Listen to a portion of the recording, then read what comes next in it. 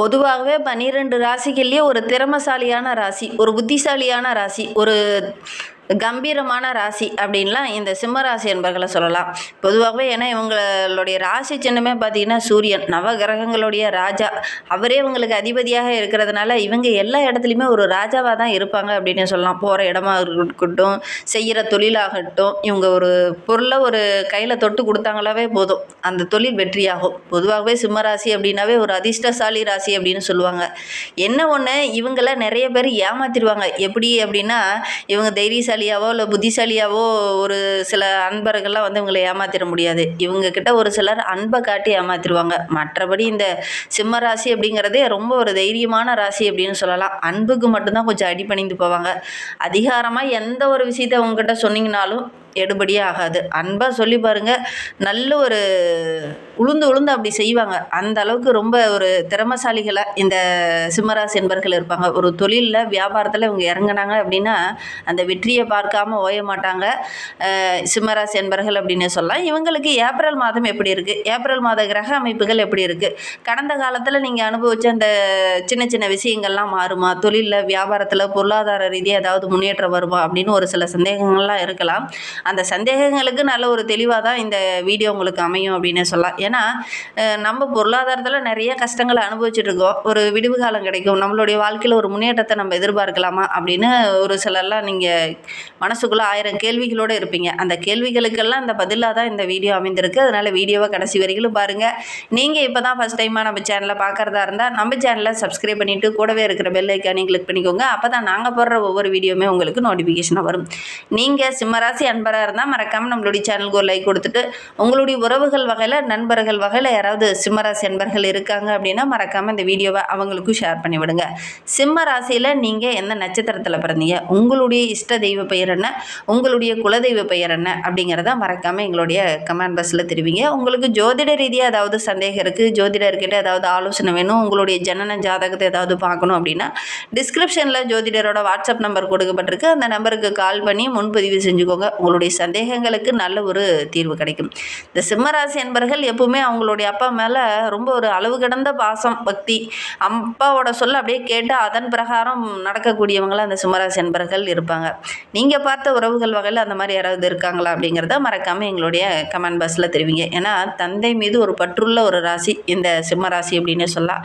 ஏன்னா நவகிரகங்களையே ராஜா அப்படின்னு சொல்லக்கூடியவர் சூரியன் தான். சூரியன் அப்படின்னாவே தந்தை, சந்திரன் அப்படின்னாவே தாய், செவ்வாய் அப்படின்னாவே அந்த குழந்தைகளை குறிக்கக்கூடியது தான் இந்த நவகிரகங்களில் சொல்லுவாங்க. அந்த வகையில் பார்க்கும்போது தந்தைக்கு உரிய அந்த சூரியனை அதிபதியாக கொண்டதுனால இந்த சிம்மராசி என்பர்கள் எப்பவுமே தந்தைக்கு ஒரு பாசமுள்ள ஒரு குழந்தையாக தான் பெரும்பாலும் இந்த சிம்மராசி என்பர்கள் இருப்பாங்க. உங்களுடைய உறவுகள் வகையில் அப்படி யாராவது இருக்காங்களா அப்படிங்கிறத மறக்காமல் எங்களுடைய கமெண்ட் பாக்ஸில் தெரிவிங்க. சரி, இவங்களுக்கு இந்த ஏப்ரல் மாத கிரகநிலையை வைத்து ஆராய்ந்து பார்க்கும்போது இந்த மாதம் அப்படிங்கிறது ஒரு சில விஷயங்களில் கொஞ்சம் எச்சரிக்கையாக இருக்கக்கூடிய ஒரு சூழ்நிலை தான். இருந்தாலும் அஷ்டம சனி நடந்து வர்றதுனால சின்ன சின்ன ஏமாற்றங்களை கொஞ்சம் சந்திக்க வேண்டிய ஒரு சூழ்நிலை இருக்குது. என்னம்மா தொடர்ச்சியாக ஏமாற்றங்களை தான் நாங்கள் சந்திச்சிட்டு இருக்கோம், எங்களுடைய முயற்சிக்கு போதுமான ஆதாயமே கிடைக்கல, நாங்களும் ஏதாவது ஒரு மாற்றம் வருமா அப்படின்னு காத்துக்கிட்டு தான் இருக்கிறோம், ஆனால் ஒரு மாற்றமும் நீங்கள் சொல்ல மாட்டேங்கிறீங்களே அப்படின்னு கூட ஒரு சிலர்லாம் கமெண்டில் தெரிவிச்சிருந்தீங்க. அரைச்சமாவே அரைக்கிற மாதிரிலாம் கூட இருக்குது அப்படிங்கிற மாதிரிலாம் கூட ஒரு சிலர் சொல்லியிருந்தீங்க. ஆனால் என்ன அப்படின்னா, இந்த பெரும்பாலான கிரகங்கள் அந்த மாதிரி தான் இருக்குது. அதனால தான் நாங்கள் அந்த மாதிரி சொல்லியிருக்கோம். இருந்தாலும் உங்களுடைய விடாமுயற்சின்னு ஒன்று இருக்கு இல்லையா, அந்த விடாமுயற்சியை மட்டும் எப்பவும் கைவிடாதீங்க. எவ்வளோ பிரச்சனை, எவ்வளோ இன்னல்கள் வந்தாலும் ரொம்ப தைரியமாக ஹேண்டில் பண்ணக்கூடிய உங்களுக்கு இந்த ஏப்ரல் மாதம் அப்படிங்கிறது சனியும் சூரியன் செவ்வாய் இந்த கிரகங்களுடைய கூட்டு சேர்க்கை இருக்கிறதுனால, சனி பகவான் அப்படிங்கிறதே கொஞ்சம் மந்த கிரகம், அதனால தான் கொஞ்சம் மந்தமாக இருக்கக்கூடிய ஒரு சூழ்நிலை. மற்றபடி பெருசாக பாதிப்பு எதுவும் உங்களுக்கு ஏற்படாது. ஏன்னா எப்படியாப்பட்ட ஒரு மந்த நிலை வந்தாலும் சுறுசுறுப்பாக இயங்கக்கூடியவங்க தான் நீங்கள். இந்த முடங்கி கிடந்த தொழிலெலாம் கூட உங்களுடைய கையில் எடுத்து அதை வெற்றி பார்க்காம ஓய மாட்டீங்க. அவ்வளோ ஒரு திறமசாலியான ராசி தான் நீங்கள். இந்த காலகட்ட கிரக அமைப்புகள் ஓரளவுக்கு சாதகம் இல்லாமல் இருந்தாலும் கூட நீங்கள் முயற்சி பண்ணீங்க அப்படின்னா ஓரளவுக்கு சாதகமாக இருக்கக்கூடிய ஒரு அற்புதமான கிரக அமைப்பு தான் அப்படின்னே சொல்லலாம். பண வரத்து ஓரளவுக்கு சிறப்பாக இருக்குது. குழந்தைங்க மூலியமாகவோ உங்களுடைய வாழ்க்கை துணை மூலியமாகவோ இந்த காலகட்டத்தில் ஓரளவுக்கு அனுகூலமான பலன் உங்களுக்கு கிடைக்கும் அப்படின்னே சொல்லலாம். அதை பற்றி நம்ம இன்னுமே விரிவாக பார்க்கலாம் வாங்க. இந்த சிம்ம ராசிக்கு இந்த ஏப்ரல் மாதம் துவக்கத்தில் பார்த்தீங்கன்னா சுக்கிரன், குரு இந்த கிரகங்களுடைய சேர்க்கை, இந்த 3 கிரகங்களுடைய சேர்க்கை வந்து ஓரளவுக்கு அனுகூலமாக இருக்குது. ஏன்னா உங்களுக்கு சுக்கிரன், குரு, புதன் இந்த 3 கிரகங்களும் அனுகூலமாக இருக்கிறதுனால மற்ற கிரகங்கள் கொஞ்சம் சாதகமற்று இருந்தாலும் கூட இந்த கிரகங்கள் உங்களுக்கு சாதகமான பலனை வழங்கும் அப்படின்னே சொல்லலாம். குடும்ப உறவுகளால் ஒரு சில வருமானங்கள் இந்த காலகட்டத்தில் கிடைக்கும். உங்களால் தொழிலில் பெருசாக பாதிப்பு வந்துருச்சு, ஓரளவுக்கு நஷ்டம் வரல, ஓரளவுக்கு முன்னேற்றம் வரல அப்படிங்கிற ஒரு மனநிலை இருந்தாலும் கூட குடும்ப உறவுகள் உங்களுக்கு இந்த காலகட்டத்தில் உதவிகரமாக இருக்கும். தொழிலில், வியாபாரத்தில், உங்களுடைய குடும்ப சூழ்நிலையில் கூட நல்ல ஒரு வளர்ச்சியை வருகின்ற நாட்களை இந்த சிம்மராசி என்பர்கள் எதிர்பார்க்கலாம் அப்படின்னே சொல்லலாம். உத்தியோகத்தில் கொஞ்சம் பொறுமையாக இருங்க. அவசரம் காட்டினீங்க அப்படின்னா ஒரு சில இடைஞ்சல்கள் வரும். பொதுவாகவே சிம்மராசி அப்படின்னா ஒரு உழைப்பை போடுறோம், ஒரு வேலையை செய்கிறோம், உடனே அதற்கான ஆதாயம் பெறணும் அப்படிங்கிற மாதிரி தான் உங்களுக்கு எண்ணங்கள் இருக்கும். ஏன்னா வேகமாக செயல்படக்கூடிய ராசி இல்லையா, அதனால் உடனே எனக்கு அந்த வருமானத்தை கண்ணால் காமி அப்படிங்கிற மாதிரி தான் உங்களுடைய எண்ணங்கள் எப்பவுமே இருக்கும். ஆனால் இந்த காலகட்டத்தில் கொஞ்சம் தாமதமாக கிடைக்கும். உடனே கிடைக்காம ஒரு ஏப்ரலில் 2வது வாரத்தில் கொஞ்சம் கிடைக்கக்கூடிய சூழ்நிலை. மற்றபடி பெருசாக வருமானம் இருக்காது அப்படின்லாம் சொல்ல முடியாது. ஓரளவுக்கு வருமானம் கிடைக்கும். பெண்களால் ஏதாவது ஒரு ஆதாயம் கிடைக்கும். வாழ்க்கை துணை வழியில் ஏதாவது ஒரு மகிழ்ச்சி தர மாதிரி நல்ல செய்தி கிடைக்கக்கூடிய யோகம் இருக்குது. திருமணமாகி ரொம்ப நாளாக குழந்தை பேர் இல்லாத இருந்த நம்மளுடைய சிம்மராசி என்பவர்களுக்கு நல்ல ஒரு குழந்தை பேர் கிடைக்கக்கூடிய யோகம் இருக்குது. அதே மாதிரி மூத்த சகோதரரால் ஏதாவது ஒரு உதவிகள் இந்த காலகட்டத்தில் இந்த சிம்மராசி என்பவர்களுக்கு கிடைக்கும் அப்படின்னு சொல்லலாம். வியாபாரத்தில் கடந்த சில வாரங்களில் ஒரு சில இன்னல்கள், ஒரு சில தேக்க நிலையில் இருந்த உங்களுக்கு வருகின்ற நாட்களில் அந்த தேக்க நிலை கொஞ்சம் மாறும். வருமானம் ஓரளவுக்கு சிறப்பாக இருக்கும். ஒரு சில நண்பர்கள் உங்களுக்கு உதவிகரமாக இருப்பாங்க. அதனால் உங்களுடைய தொழிலில் நல்ல ஒரு வருமானத்தை நீங்கள் எதிர்பார்க்கலாம் அப்படின்னே சொல்லலாம். ஏப்ரல் மாத துவக்கத்தில் ஒரு 2 நாட்கள் பார்த்திங்கன்னா புதன், சுக்கிரன் கிரகநிலை மாறும்போது பணவரத்து ரொம்ப சிறப்பாக இருக்கும் அப்படின்னே சொல்லலாம். ஏப்ரல் 6 கிரகநிலை மாற்றத்துக்கு அப்புறம் பார்த்திங்கன்னா பொருளாதாரத்தில் ஓரளவுக்கு மேன்மையை இந்த சிம்மராசி என்பவர்கள் எதிர்பார்க்கலாம் அப்படின்னே சொல்லலாம். திடீர்னு அதிர்ஷ்ட வாய்ப்புகள் கிடைக்கும், ஆதாயங்கள் கிடைக்கும். அதனால் ஒரு மகிழ்ச்சிகரமான காலகட்டமாக உங்களுக்கு அமைந்திருக்கு. ஒரு 5 நாளைக்கு கொஞ்சம் சின்ன சின்ன இன்னல்கள் இருக்கும். 6ஆம் தேதிக்கு அப்புறம் பார்த்திங்கன்னா நல்ல ஒரு மேன்மையை எதிர்பார்க்கலாம் அப்படின்னே சொல்லலாம்.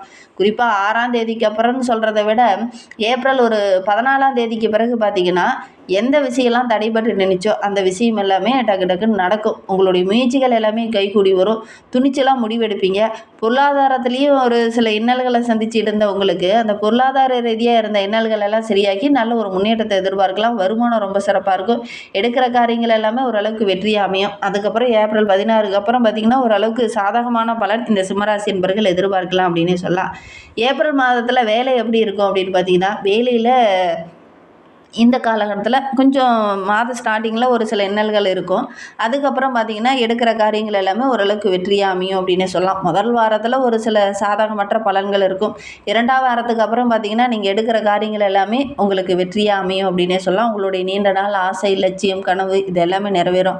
ரொம்ப நாளாக எதிர்பார்த்துருப்பீங்க, வேலையில் நமக்கு ஒரு பதவி உயர்வு கிடைக்கல, ஒரு சம்பள உயர்வு கிடைக்கல, ரொம்ப நாளாக பிற்பகுதியிலே இருக்கிறோமே, ஒரு முன்னேற்றம் கிடைக்கவே மாட்டேங்குதே, வருமானம் கிடைக்க மாட்டேங்குதே அப்படின்னு இருந்த அந்த மனநிலை மாறும். உங்களுடைய விருப்பங்கள், ஆசைகள் எல்லாமே ஒவ்வொன்றா நிறைவேறும்.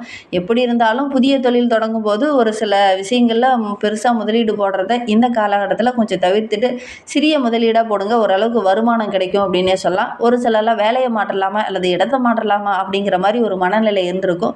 அது சம்மந்தமான விஷயத்தில் இந்த ஏப்ரல் மாதம் 2ஆம் வாரத்துக்கு பிறகு நீங்கள் முடிவு எடுத்தீங்க அப்படின்னா ஓரளவுக்கு சாதகமான பலன் கிடைக்கும். உடனே முதல் வாரத்திலே எடுத்தீங்க அப்படின்னா ஒரு சில இன்னல்களை சந்திக்க வேண்டிய ஒரு சூழ்நிலை இருக்குது.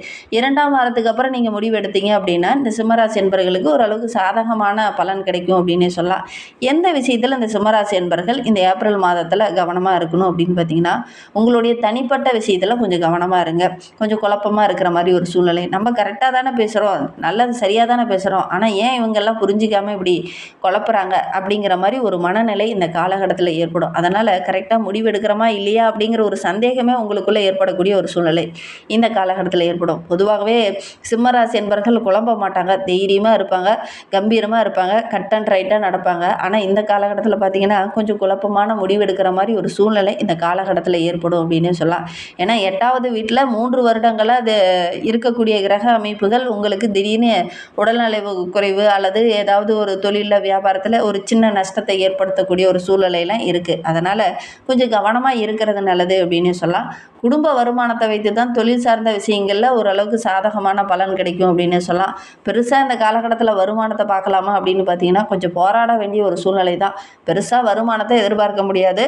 மற்ற உறவுகளுடைய உதவிகள் கொஞ்சம் இருக்கிறதுனால பெருசாக பாதிப்பு எதுவும் இந்த சிம்மராசி என்பர்களுக்கு இந்த காலகட்டத்தில் ஏற்படாது அப்படின்னே சொல்லலாம். இன்னும் வாழ்க்கை கொஞ்சம் சிறப்பாக இருக்கணும், ரொம்ப மகிழ்ச்சிகரமாக இருக்கணும், ஓரளவுக்கு முன்னேற்றத்தை எதிர்பார்க்கணும் அப்படின்னா அதிகமான உழைப்பை போடுங்க. எடுக்கிற காரியத்தை திட்டமிட்டு பிளான் பண்ணி செஞ்சீங்க அப்படின்னா ஓரளவுக்கு சாதகமான பலனை எதிர்பார்க்கலாம். ஒரு முக்கியமாக தொழிலில் ஒரு முடிவு எடுக்கிறீங்க அப்படின்னா மற்றவங்ககிட்ட கொஞ்சம் ஆலோசனை கேளுங்க. குறிப்பாக வெளிநபர்கிட்ட ஆலோசனை கேட்குறத விட குடும்ப உறவுங்கிட்ட கொஞ்சம் ஆலோசனை கேளுங்க. உங்களுடைய தொழில் ரிலேட்டடாக இருக்கிறவங்ககிட்ட கொஞ்சம் ஆலோசனை கேட்டு அதன் பிரகாரம் நீங்கள் செயல்பட்டீங்க அப்படின்னா தொழிலில் ஒரு அளவுக்கு வருமானம் கிடைக்கும். முடிவுகளை டக்குன்னு எடுக்காமல் கொஞ்சம் திட்டமிட்டு பிளான் பண்ணி இறங்குங்க. டக்குன்னு நீங்கள் முடிவு எடுத்துகிட்டு ஒரு தொழிலில் வியாபாரத்தில் முதலீடு போடும்போது ஒரு சில இன்னல்களை சந்திக்க வேண்டிய ஒரு சூழ்நிலை காலகட்டத்தில் இருக்குது.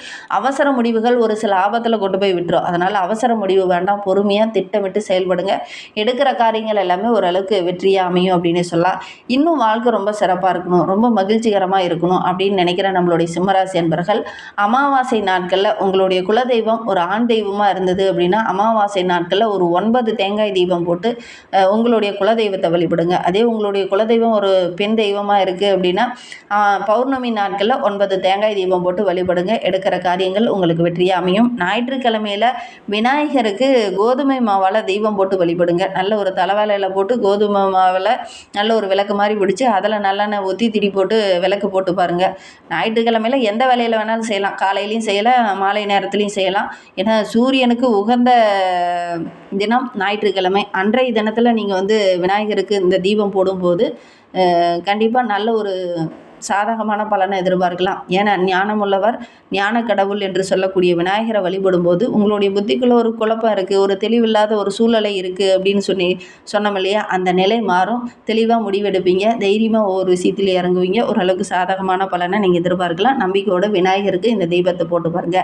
இந்த மாதிரி பயனுள்ள தகவலை நீங்கள் தொடர்ந்து கேட்கணும் அப்படின்னு நினச்சிங்கன்னா நம்ம சேனலை சப்ஸ்கிரைப் பண்ணிவிட்டு கூடவே இருக்கிற பெல் ஐக்கானையும் கிளிக் பண்ணிக்கோங்க. அப்போ தான் நாங்கள் போடுற ஒவ்வொரு வீடியோவுமே உங்களுக்கு நோட்டிஃபிகேஷனாக வரும்.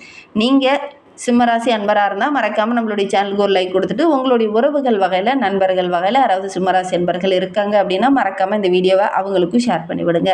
சிம்மராசியில் நீங்கள் எந்த நட்சத்திரத்தில் பிறந்தீங்க, உங்களுடைய இஷ்ட தெய்வ பெயர் என்ன, உங்களுடைய குலதெய்வ பெயர் என்ன அப்படிங்கிறத மறக்காமல் எங்களுடைய கமெண்ட் பாக்ஸில் தெரிவிங்க.